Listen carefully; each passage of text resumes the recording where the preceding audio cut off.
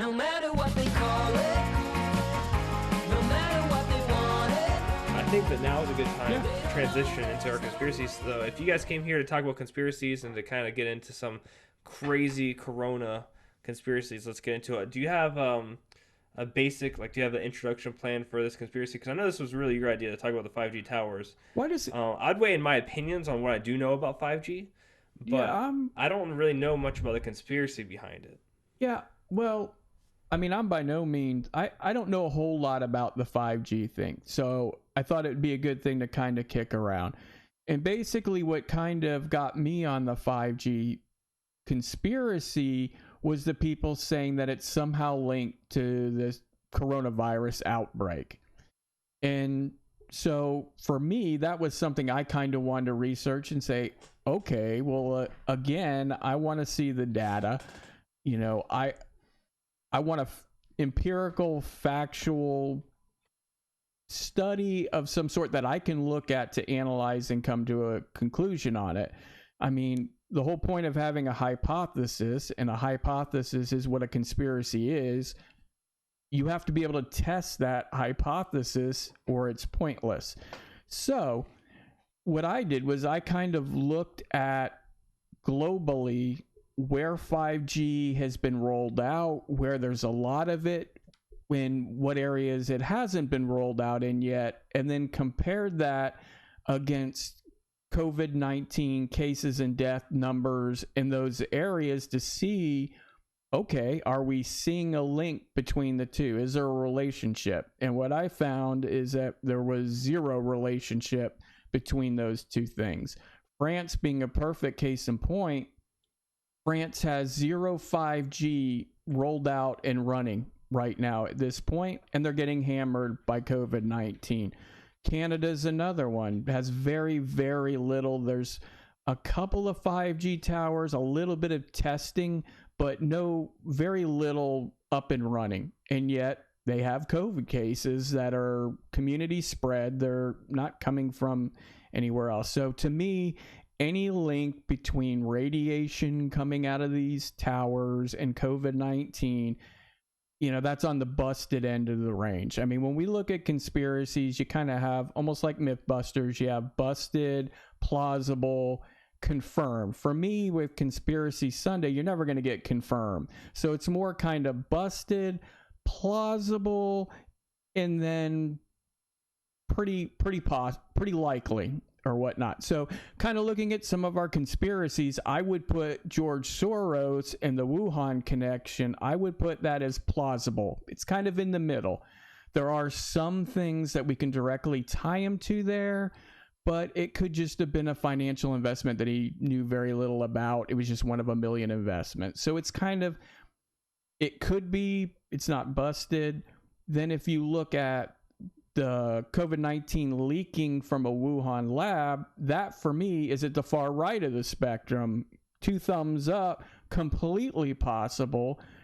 I would say probably more possible than any other explanation that's been presented yet. And the fact that that is completely possible and that George Soros is also connected into that direct facility, that's also what leads to the plausibility of the Soros plausible connection was all this part of some mastermind plan for a global, takeover, at least dissemination of America, because he's so anti-US as it stands. He wants to reshape it in his own image. But I mean, there's some kernels of truth there. There's some facts that you can go back to and tie him to it.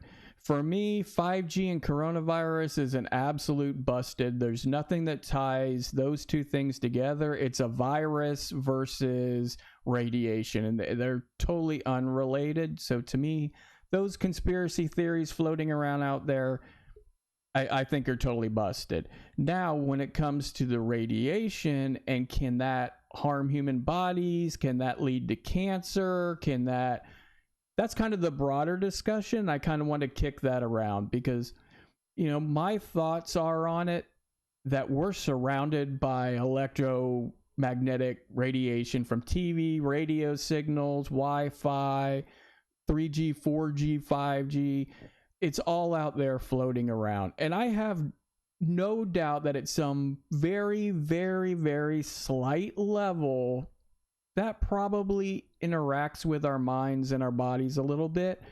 But my thoughts are, unless you buy a tent and you pitch it under a high power line and live in that tent for 40 years, or take your cell phone and stick it up beside your head and hold it there for 40 years, I don't know that it really has any serious effects. I mean, I think the distance weakens that, but that's my opinion on it. But I'm interested on what you guys think. So as far as I know about 5G, 5G is going to be a safer bandwidth than 2.4 or 5 gigahertz, or and not just in that spectrum, how it has to be translated. The reason I said 2.4, those are bandwidth speeds. You have the 2.4 gigahertz bandwidth and the 5 gigahertz bandwidth. I'm sure if you've had a recent modem or router, you've seen that. You know, you get two options when you get spectrum. You usually get a 2.4 or a 5 gigahertz. Well, 5G has to operate on a much faster frequency. And that frequency that it operates on is much safer for humans in terms of getting radiation and the cancer causing agents from the radiation.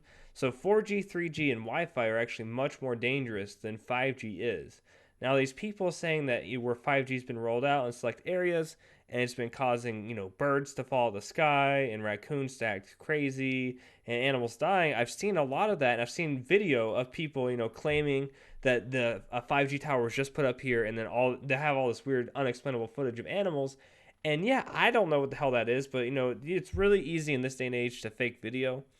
Yeah, exactly. Faster on the shorter wavelength definitely makes it safer for us. That's kind of what I was trying to say. That's the only reason I brought up those numbers, is that it's a much faster bandwidth, and it has to travel a much shorter distance to get those speeds.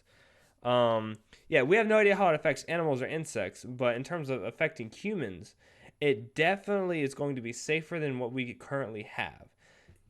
In terms of 5G and these weird conspiracies, I don't really get it.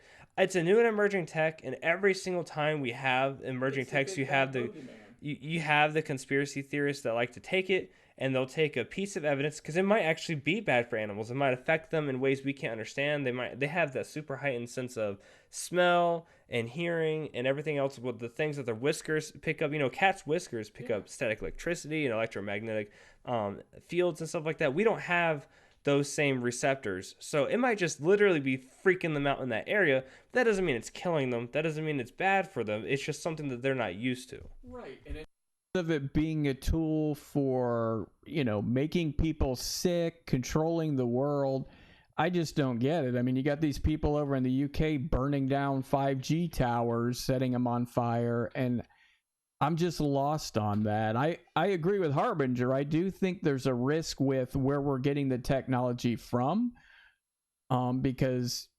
you guys would know better than me being in the IT field, but it would seem to me that you could probably build eavesdropping type capacity into that network. I don't know. But if you could, that would definitely be something that Chinese companies would do. Yeah, and so I agree with you. Definitely, the biggest thing that we're doing wrong with 5G is we're letting Chinese infrastructure and the CCP kind of fund the research behind it. Yeah, we have our own 5G being developed independent of China. That's good, because you don't want to rely on China for something like that. Any type of communication, why would you want to? Yeah, we've kind of learned we don't want to depend on them for anything. So there's a theory with IT that the hardware is always behind the software, and programming and theories are pretty absolute in terms of technology. So there's always people that know exactly how shit should work. It doesn't mean they have the hardware to make it work. So these small companies are going to have a chance now more than ever to make that hardware work. And then if big companies can't meet the demand, then, we're going to see a lot of really cool technology coming out of this whole event. And if we can get super fast internet infrastructure in America, that would set us apart from the rest of the world, especially if it was developed by Americans. That would be really cool. Absolutely. But yeah, I wanted to think 5G was horrible when they first started announcing it. I wanted to really believe that it was going to cause cancer and kill us, and they were going to use it to spy on us. But as somebody that understands the technology behind it, I cannot deny the benefits of it. I think that it definitely outweighs any type of cons we might see from it. And just the fact that we can have that wireless connection available to us at those speeds, it'd be worth any type of potential risk in terms of a bandwidth radiation, especially when they've already proven that this is a safer bandwidth. And that goes back to what I was saying. Is they've known for a decade that if you can make a network that operates on this bandwidth at these speeds, it would be safer for humans. They've known this since the early 2000s. They just didn't have the hardware capabilities, and now they're getting there. So that's what I'm saying. The theoretical science behind it is almost always absolute, and they will develop hardware to back it up. Yeah, I think it gets back to there's just a certain element out there that is always going to be suspicious of any new technology that comes out and is going to think that it's some kind of Illuminati way to control the world or reduce population or whatnot.